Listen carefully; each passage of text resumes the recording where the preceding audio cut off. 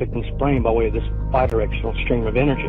And it begins to monitor and download all that information back into its database. The supercomputers are designed to clone, to download one's entire persona and psyche back into its database. Because of my responsibilities in surveillance as a otherwise normal security specialist, I was showed this technology at work.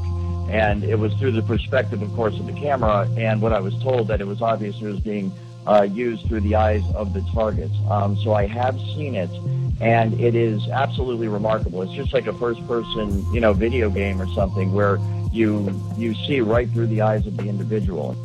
When we look through our eyes, there are photons hitting the outside of our face. They don't actually make it into the part that thinks. The part that thinks is looking at something else. It's looking at some kind of weird compressed signal. Basically, those optical signals are interpreted by the brain, and then you perceive them as vision. You perceive them as pictures and so forth, but this is all electrical signals within the brain. And so the exact same thing, the data is taken in through the eyes, and then your brain renders it in a visual form that we know as sight.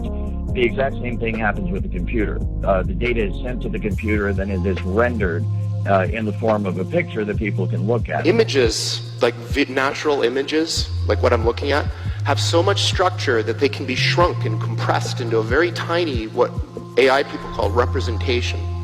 So what our brains seem to do is build a very, very good compressed representation of the world. Call it a model. So just like if I have a building and there's like a blueprint or a scale model of the building, imagine I have the whole world and all of its concepts, and I shrink it down into this weird compressed representation so that it fits inside my brain. The exact same thing happens with the computer. The data is sent to the computer, then it is rendered, and from what I understand, that's where this technology is right now. The cutting edge is trying to marry, the software that's used to render it on the computer and the actual detecting of the signal and the hacking of the signal within the human mind.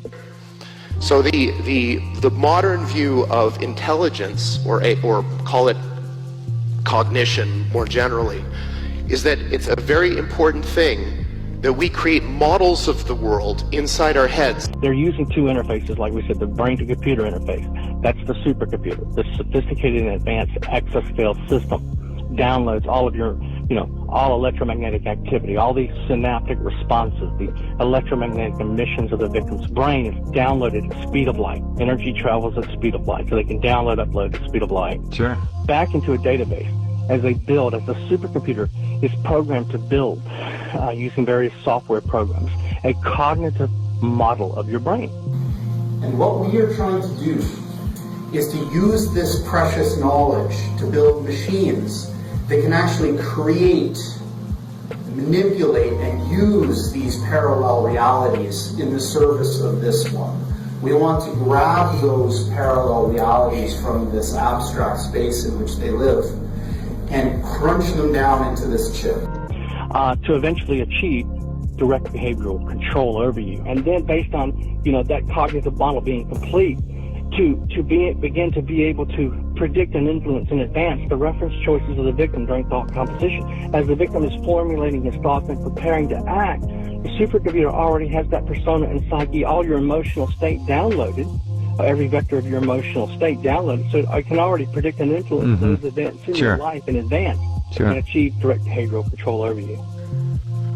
And they had created a digital model of Earth and everybody in it, down to a digital GPS coordinates model up to even a vertical dimension of 1.5 centimeters, every building, every roadway, everything. And what they want to do is create an Internet of Things where in digital space they know exactly what you're doing in real time. They want to know in real time what shows you're watching, what sandwich you're eating, what part of the house you're walking around. They want to know everything. Where they are literally just seeing what it's like for someone to eat a sandwich, what it's like, the emotional response and the brain activity when someone is insulted, when someone gets love, when someone interacts with someone, all of these different aspects of the human experience, so that my original thought was that they are using it to be able to program the technology itself. Robots the smartest people. Artificial intelligence, AI. The idea is to port the software from the human brain. So what you've heard about AI is not what we mean by AI. What we mean by AI is a software system that can do literally anything that a human can do. Literally anything. In fact, the very nature of the research and development program that is going on in Seattle, Washington, and I think by extension what's being done to TIs around the country is very largely geared towards the monitoring of human beings for the specific purpose of recording every aspect of human existence, to monitor our thoughts, to monitor our emotions and our feelings, to inform computer software that is used on robots, that is used on computers.